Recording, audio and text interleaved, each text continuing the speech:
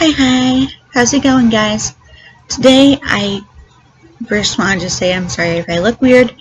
The lighting isn't great in my living room ever, and I'm wearing blue lipstick, so I look a little weird. I did it because I felt like trying to channel one of my characters, who I think would probably enjoy trying this kind of lipstick, especially because it was a liquid lipstick, which she would like just because she is attuned to water and all things liquid.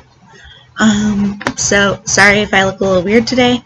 But that aside, I'm Shaluna Rolick.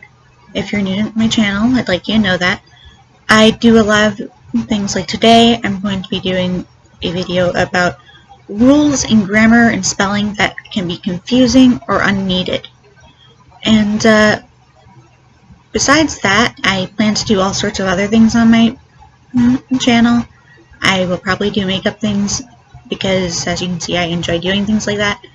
I might do lifestyle stuff if I had a life. It's just kind of a mishmash on this channel. So far it's been mostly writing, but you'll see other stuff eventually. So if you're interested in anything in particular that you want to see me talk about or do, go ahead and leave a comment, and if you enjoy this video, leave a like, and maybe even subscribe. It's not a big deal to me if you do, though. I personally would say only subscribe if you're actually interested in subscribing. I try to live that way, and I try to recommend other people live that way, completely honest.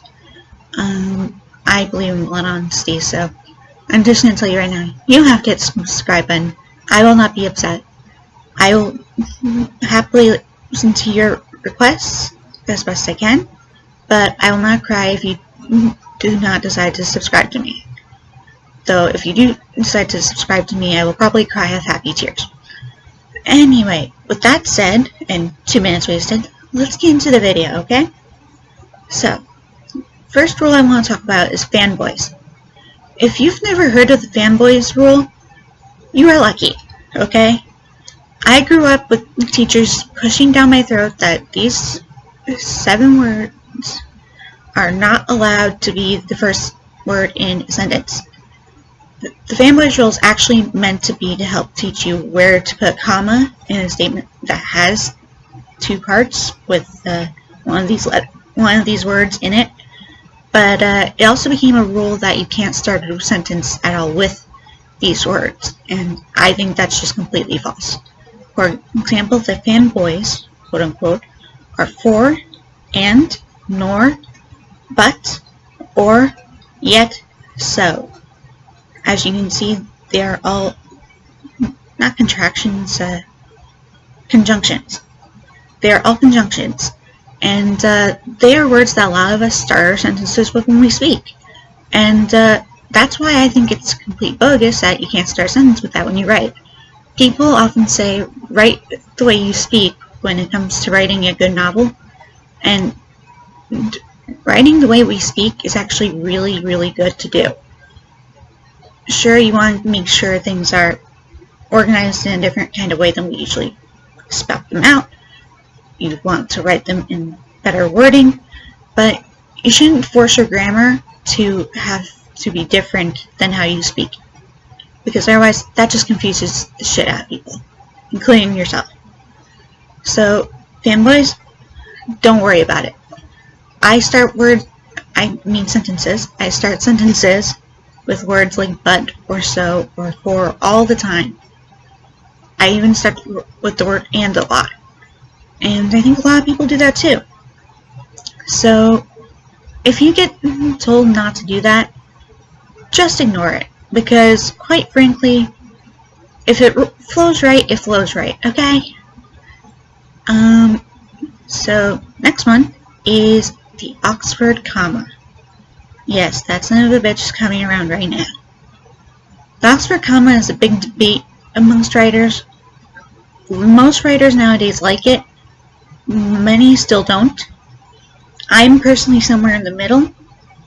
I never really use it in my personal writing, but I've started to use it more, and that's because I work at a literary magazine, and part of the rules is, when I'm editing there, I have to make sure that Oxford comma is used. and that includes any article I write for the magazine. Has to have the Oxford comma, just has to. And as I've gotten used to doing that, I personally now can see why there are so many people for the Oxford comma. The problem is the way I read, not the way I write. I personally read the Oxford comma and make a longer pause than I should, and that's why I kind of sit there like, but it doesn't flow right. The thing I have to remember, and that you should remember, is we all notice these little things differently because we also read things differently. Some of us put marks that did pauses on our commas than we should. Some people make a period a very short pause. And that's why I wanted to bring up the Oxford comma. It's just as simple as what matters is it helps you make your sentences flow properly, so that when you read them, it sounds logical and it sounds like how you personally would speak. Because otherwise, it's just going to run around in your head trying to grasp what the hell you just read. I guarantee it. Okay, next rule is a spelling rule. It's a rule that we all know has lots of little things that slip through the cracks. For example, the word weird, or neighbor, or weigh, like as in to weigh someone to find out how many pounds they weigh, which I won't get into further. But yes, I am talking about the elusive rule of I before E except after C. This is one of many rules that kind of confuse me, and the other things that confuse me, I wouldn't say are even rules. They are more guidelines. Because the thing, and actually that's what this is, it's a guideline. Because not all words, it even tells you in the rule if you listen to the entire thing, not all words follow it. But there are other words that I find confusing in terms of the way they're written, because I was raised on American English. And that means I grew up writing words like color as C-O-L-O-R, or theater, T-H-E-A-T-E-R. And when I see friends who write out maths, which I feel so weird saying, but maths, I see color with a U, I see theater with R-E, I go nuts, because I'm just not used to it. But the reality is, those are perfectly fine. You don't have to edit them out. What matters is consistency, again. So the person writing a story is writing it with what they're used to, and they're used to British English, then they're going to use the O-U-R concept of color. And they're going to use theater as R-E. And it's hard to accept that at times, because you were born and raised with a specific set of words and how they're spelled. But you have to understand, those people have the same issue as you do. They were raised to write in this way, and that is what they know. It's not like there's a huge difference, and in general, most people will understand what you're saying anyway, no matter which way you go. But it's just a weird little thing similar to the I before E, in my opinion. There is also the matter of the double space. Now we're getting back to grammar here, and this is a doozy. Okay, it's not so much a doozy as is no one should follow it ever again.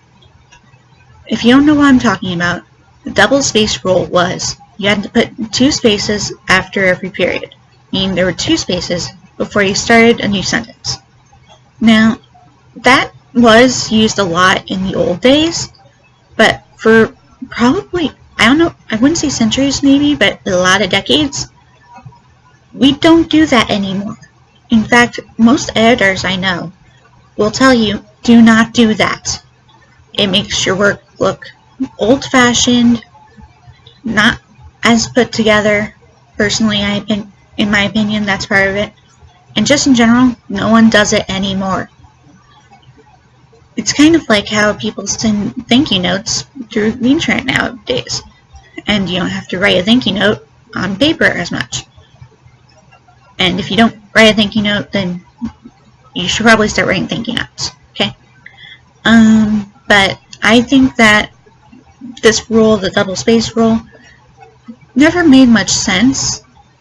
I don't see why, except for the fact that in handwriting you would want a little extra space between your sentences so that your letters could be more easily read. But at the same time, we're talking about typing here. Even while typing, this used to be a rule.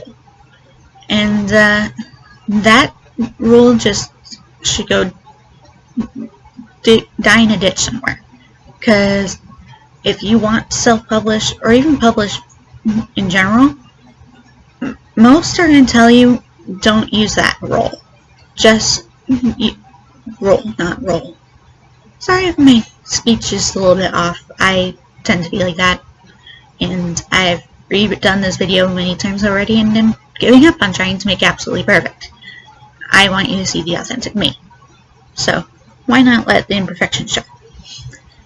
But, as I was saying, don't bother with it because no one wants it anymore. Most editors are going to tell you, take out the extra spaces.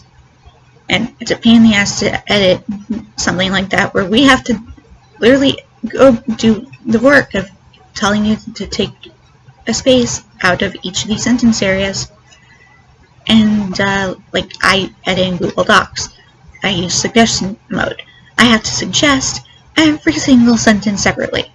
I literally have to just go through the entire thing, go backspace, backspace, backspace, backspace, backspace, backspace. Also, saying backspace many times in a row is very difficult.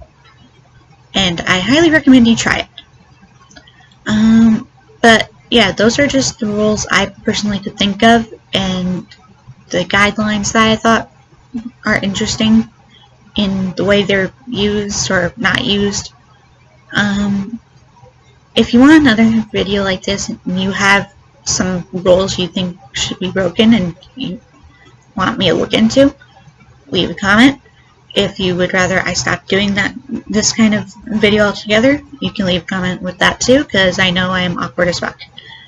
But my next video will probably be without me on the screen, because I do have plans to do some video reviews of programs, and I think the best way to do that is doing it with showing you me using the program.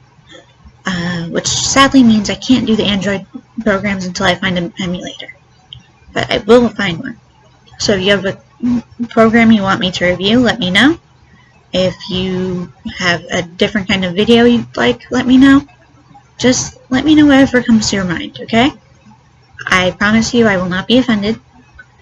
If you don't like some form of my content, I may still end up doing it even if you don't want me to, but I will do my best to listen to your views. Anyway, take care. Bye-bye, guys.